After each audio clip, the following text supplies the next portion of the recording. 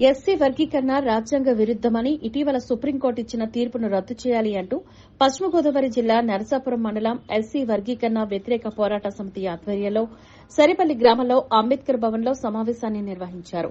ముఖ్య అతిథిగా విచ్చేసిన సోడదాసు శ్రీధర్ మాట్లాడుతూ రాజ్యాంగపరంగా జనాభా లెక్కలు చేపట్టకుండా రాష్ట్రాల వర్గీకరణ చేసేందుకు వీలుండదని అన్నారు.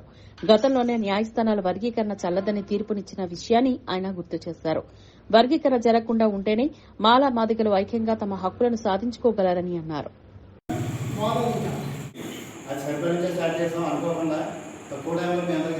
నరసాపురం మాల న్యాయ పోరాట సమితి జేఎన్పీ అధ్యక్షులుగా నేను తెలియజేసేది ఏంటంటే ఆగస్టు 1వ తారీఖున సుప్రీంకోర్టు తీర్పు ఇవ్వడం జరిగింది. ఏంటంటే ఆర్టికల్ 341 ప్రకారం ఏదన్నా దాంట్లో చేర్పులు మార్పులు చేయాలంటే పార్లమెంట్లో 2/3 మెజార్టీ ప్రకారంగా రాజ్యాంగాన్ని సవరణ చేసి దాన్ని చేర్పులు మార్పులు చేయవలసిన పరిస్థితి ఉంది. అటువంటి దాన్ని ఈ మోడీ ప్రభుత్వము ఏం చేసిందంటే ఒక సుప్రీంకోర్టుని వాళ్ళు నామినేట్ చేసినటువంటి కొలీజియం నామినేట్ చేసిన సుప్రీంకోర్టుని అడ్డం పెట్టుకుని దానిలోని ఒక కుట్రపూరితంగా ఆ తీర్పు అనేటువంటిది ఫిబ్రవరిలోనే ఎలక్షన్ ముందే వాళ్ళు రిజర్వ్ చేసుకుని అధికారం వచ్చిన తర్వాత దాన్ని ఆగస్టు 1వ తారీఖున ఫిబ్రవరిలో వచ్చింది. ఆగస్టు 1వ తారీఖుని దాన్ని బయటపెట్టదు. ఇదే చట్టం ఏమి మారలేదు. పార్లమెంటు చట్టాలు ఏమీ మారలేదు. 2004లో కొట్టేసిందే 5 ధర్మాసనం ఇచ్చినటువంటి సుప్రీంకోర్టు జడ్జిలు 5 ధర్మాసనంలో ఇచ్చినటువంటి ఇదే చట్టాలు ఉన్నాయి. అప్పుడు ఉన్నటువంటి చట్టాలు ఈ 2024 వచ్చేటప్పటికి 20 సంవత్సరాల్లో చట్టాలు ఏ సభలో జరగలేదు పార్లమెంట్.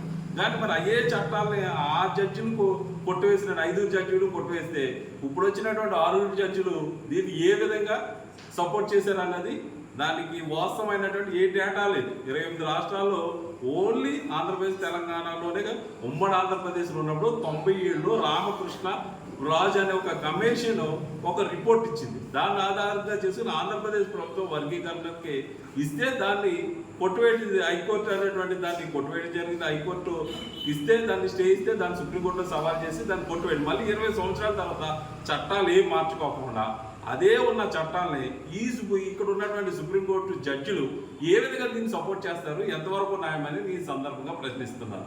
ఎందుకంటే ముందు వర్గీకరణ అనేటువంటి చేయాలి అని అనుకుంటే కనుక సుప్రీంకోర్టు న్యాయమూర్తి నుంచే వర్గీకరించండి.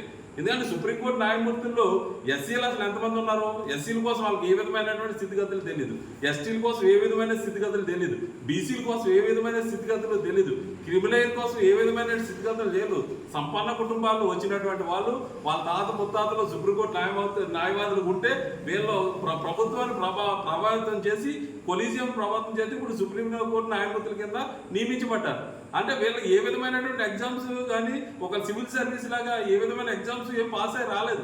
ప్రభుత్వాలు వాళ్ళు నామినేట్ చేసేస్తాయి. వాళ్ళ అనుకూలం ఉన్న వాళ్ళు అగ్రవర్ణాల్లో వాళ్ళు ఎవరికైతే అనుకూలంగా ఉంటారో వాళ్ళు నామినేట్ చేస్తాయి. అందువల్ల వాళ్ళకు అనుకూలంగా ఈ తీర్పు అనేటువంటిది ఇవ్వడం అనేటువంటి జరిగింది. అంటే ఒక రాష్ట్రంలో ఉన్నటువంటి ఒకే 90 ఏళ్ళు ఇచ్చినటువంటి రామకృష్ణ కమిషన్ కొన్ని వాళ్ళు తీసుకుంటే 28 రాష్ట్రాలకి ఎలా వర్తింపజేస్తారని ఈ సందర్భంగా ప్రశ్నిస్తున్నాం.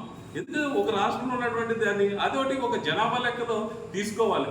1921లో తీసుకోవాల్సిన జనాభా లెక్కలు కోవిడ్ తోటి తీసుకోలేదు. నేపథ్యంతో కోవిడ్ అయిపోయింది.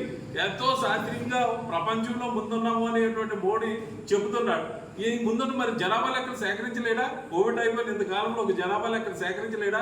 ఒక జనాభా లెక్కలు చదివితే ఎవరెంతమంది చదువుకున్నారు, ఆర్థిక పరిస్థితి ఏంటి, తలసరాలు ఏంటి, అన్ని విషయాల్లో కూడా గణాంకాలు వస్తూ ఉంటాయి. స్త్రీ పురుష నిష్పత్తి ఏంటి, శిశు మరణాలు ఏంటి, ఆరోగ్యంగా ఎంతవరకు అందుతుంది, అన్ని అంశాలు కూడా వస్తాయి కూలంకంగా.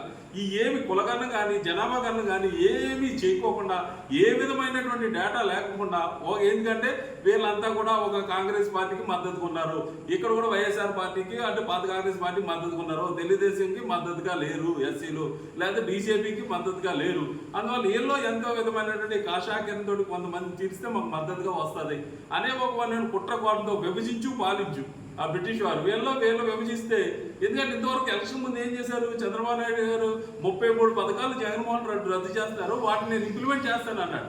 ఇప్పుడు మన పరిస్థితి ఏమొచ్చింది? ఆ 33 పథకాలు కాదు, అసలు మాదిగుల పరిస్థితి ఏంటంటే మాదిగులు వాళ్ళు ఇంప్లిమెంట్ చేయండి, మాల పరిస్థితి ఏంటి మాల ఏంటంటే అంటే ఈ కామన్గా మనం ఉమ్మడిగా ఉంటే కనుక ఈ 50% 18% చేయండి, లేదా మా పిల్లలకి ఇంకా అదనపు సదుపాయాలు కల్పించండి, విదేశీ విద్యా విధానం ఇవ్వండి, లేదా ఇంకే ఏదో ఇవ్వండి అని అడిగే పరిస్థితులు లేకోకుండా ఓన్లీ మనలో మనం కొట్టుకుని పెట్టుకుంటే విభజించు ఏంటి సోదరి మళ్ళీ కింద ఉన్నటువంటి పరిస్థితులు. ఎందుకంటే మనం విభజిస్తే మనంలో మనం కొట్టుకు చావడం అనేటువంటి రీతితో ఇది కుట్రకోణంగా చేశారు. కాబట్టి ఏ విధమైన శాస్త్రీయ చట్టంలో అదే చట్టాలు 2004లో ఉన్నట్టే అవసరమైతే పార్లమెంట్లో సవరించే దమ్ము లేదు. ఎందుకంటే బీజేపీ ఎంపీలు వ్యతిరేకిస్తారు.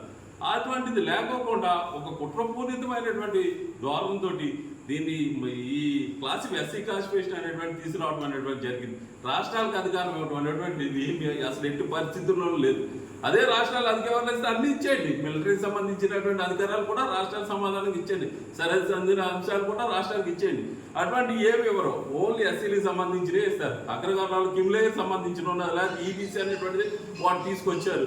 ఈడబ్ల్యూసీ అనేటువంటి అగ్రకుర్ణాలు పేదలకు సంబంధించి దానికి సంబంధించింది రాష్ట్రాలకు ఇవ్వచ్చు కదా. ఎవరు ఓన్లీ ఎస్సీలకు సంబంధించిందే ఇస్తారు. అగ్రవర్ణాలు ఈబీసీ అని వాడు తీసుకొచ్చారు, వాళ్ళకి రిజర్వేషన్ అనేటువంటిది ఇస్తున్నారు. అటువంటి దాంట్లో మనకి రాష్ట్రాలకు అధికారాలు అంటే దీన్ని కావాల్సిన తీసుకుంటారు. ఒక కుట్రకోణం అనేటువంటి ఉంది. కాబట్టి ఇప్పుడైనటువంటి కోరుతూ మీ అందరికీ కూడా జైవీలు తెలియజేస్తూ దీన్ని వర్గీకరణాన్ని ఖండిస్తున్నాం.